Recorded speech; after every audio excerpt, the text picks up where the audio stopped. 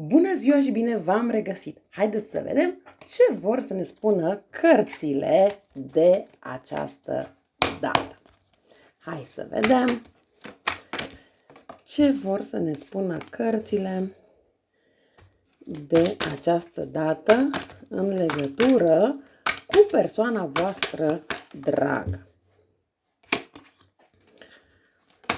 În primul rând, pot să spun că aici vorbim despre o situație care poate să fie sau despre o relație, cum vreți voi să o numiți, care este la început. Sau chiar dacă această relație, situație nu este la început, vorbim despre o persoană destul de imatură, indiferent de vârsta pe care o are această persoană la care voi v-ați gândit. Este genul de persoană care nu își dorește să își asume anumite responsabilități. Poate că din gură spune multe, dar faptele pe care le face această persoană în legătură cu relația voastră lasă de dorit. Este genul de persoană care v-a rănit foarte, foarte mult, nu o singură dată, ci de mai multe ori.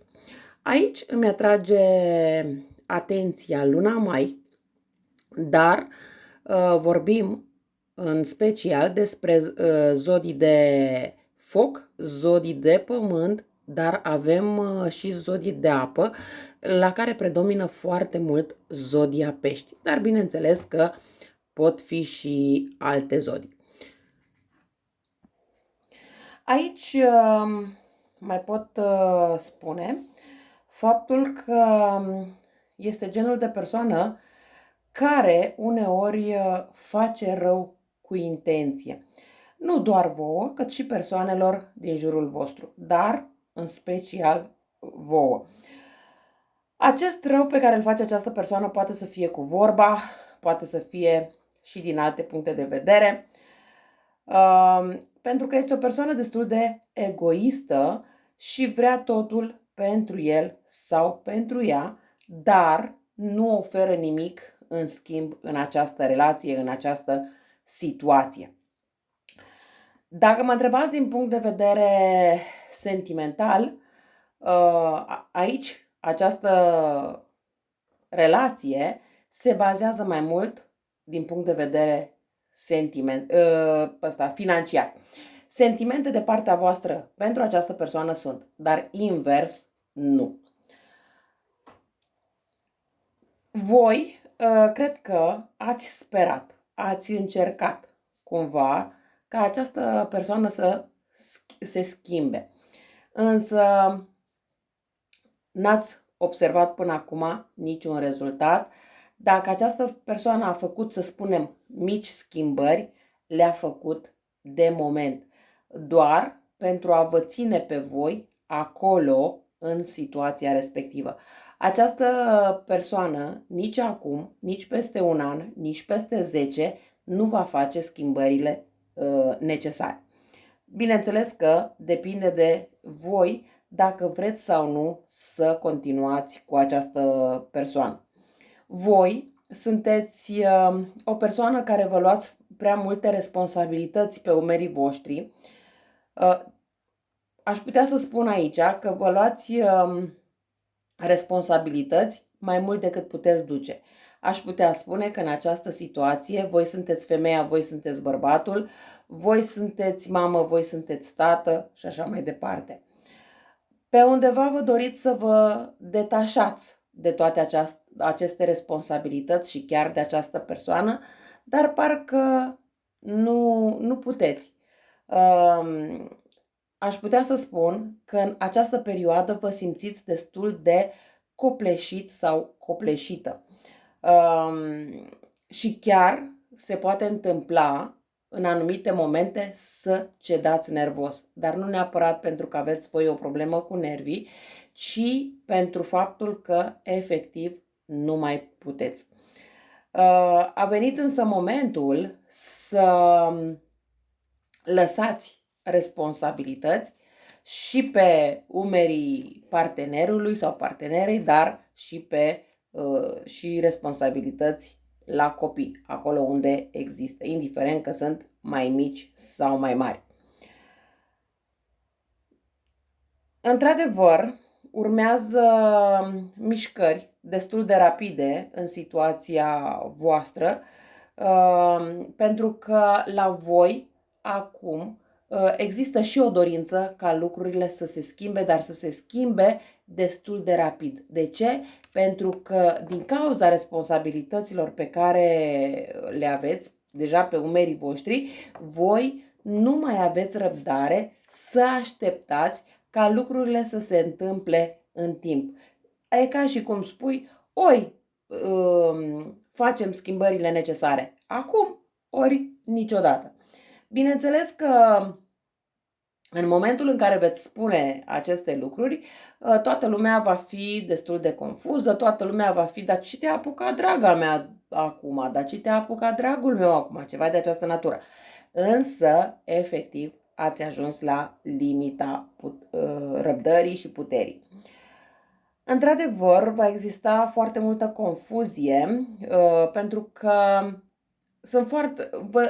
cu cât începeți să vă detașați de toate aceste responsabilități și să lăsați aceste responsabilități și pe umerii celorlalți, cu atât voi o să vedeți mai multe opțiuni și să vă simțiți din ce în ce mai bine. De ce? Pentru că în acest moment vă simțiți destul de blocată și nu știți cum să faceți și cum să procedați. De ce? Pentru că voi, într-adevăr, sunteți persoane care vă doriți stabilitate, vă doriți ca lucrurile să funcționeze, vă doriți și faceți eforturi din acest punct de vedere. Dar asta nu înseamnă că membrii familiei sau partenerul sau partenera a înțeles aceste sacrificii pe care voi le faceți. Cealaltă persoană, așa cum am spus, este o persoană destul de egoistă, este o persoană care face totul pentru binele propriu, se mișcă cu pași foarte mici, dar, într-adevăr, progrese sunt, dar pe termen lung. Schimbările, așa cum am spus, la un moment dat probabil le va face, dar destul de greu. Iar voi nu văd să mai aveți răbdarea necesară. Chiar aș putea spune aici că vă gândiți destul de serios dacă să mai continuați sau nu cu această persoană. Voi sunteți un bun meșteșugar care depune foarte mult efort în ceea ce își dorește să obțină, inclusiv în muncă. La un moment dat, bineînțeles că se va face dreptate, dar aici voi sunteți cele care trebuie să luați taurul de coarne. Dacă așteptați ca această persoană la care v-ați gândit să facă pași în sensul de, nu știu, să vă separați sau chiar să își asume aceste responsabilități față de voi, să știți că nu o face. De ce? Pentru că aici cred că voi sunteți cele care veniți cu această parte financiară în relație. Și atunci această persoană nu are de ce să facă lucrurile din alt punct de vedere. Adică ce spune? Lasă, du-te tu la muncă, câștigă cât de mult poți, că eu pot să stau acasă, să citesc ziarul sau să mă uit pe internet, da? Că acum nu mai este cu cititul ziarului, bun. Da? Și să cheltui bani bine mersi. Tuturor ne place să ducem o astfel de viață, însă nu se poate, pentru că fără muncă nu putem duce o astfel de viață.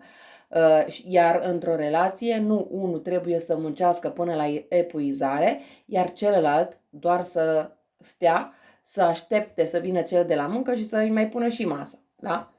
Deci, cam asta este dinamica în această relație. Aici, acum vreau să fac o clarificare, să văd dacă voi veți mai continua sau nu cu această persoană pe termen lung. Hai să vedem, pe termen lung veți mai continua cu această persoană.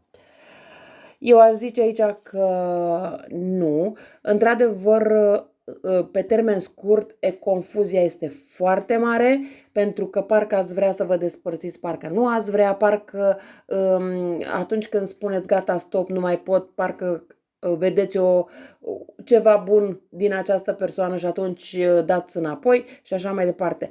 Dar mare grijă, de ce? Pentru că aici această persoană are grijă să vă țină în această confuzie pentru a nu vedea lucrurile clar și este o persoană destul de falsă cu voi. Aici cred că este nevoie de o clarificare mai clară din partea voastră pentru a vedea ce și cum să faceți pe mai departe în legătură cu această persoană. Dar, într-adevăr, există foarte multă falsitate din partea persoanei la care v-ați gândit. Hai să vedem ce vor să ne spună și aceste cărți, pentru că, da, uitați, de moarte. Adică, e clar, aici e nevoie de o schimbare. Este nevoie de a lăsa trecutul în urmă și a privi spre viitor, fără remușcări, fără resentimente, fără să mai aveți stări de confuzie și așa mai departe. Hai să vedem și alte cărți.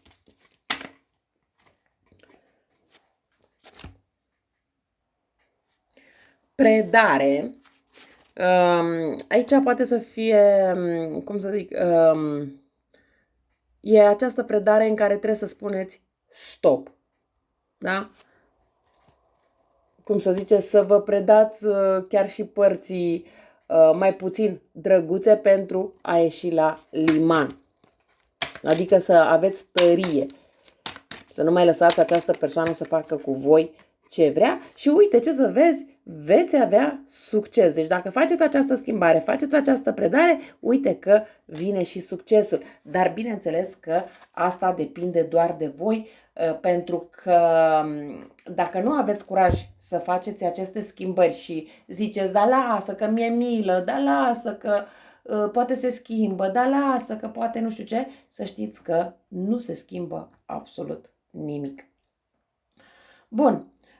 Aici nu mă refer doar la faptul că doar bărbații greșesc din acest punct de vedere, mă refer și la femei, pentru că, așa cum am explicat, indiferent că voi cei care vă uitați sunteți femei sau bărbați, în momentul în care priviți aceste etalări, gândiți-vă la cealaltă persoană, da? Adică, sunteți bărbați, vă gândiți la femeie, sunteți femeie, vă gândiți la un bărbat, bineînțeles, pentru că am văzut că se mai uită unii domni pe aceste etalări și au impresia că totul este doar despre domni, despre bărbați. Nu, este și despre femei în egală măsură, nu doar despre bărbați. Dar eu vorbesc mai mult despre bărbați pentru că sunt mai multe femei care vă uitați, da? Inversați energia. Întotdeauna când vă uitați la etalări, inversați energia. Bun, cam astea au fost informațiile pentru voi. Eu vă mulțumesc că m-ați ascultat și vă doresc o zi cât mai frumoasă în continuare. La revedere!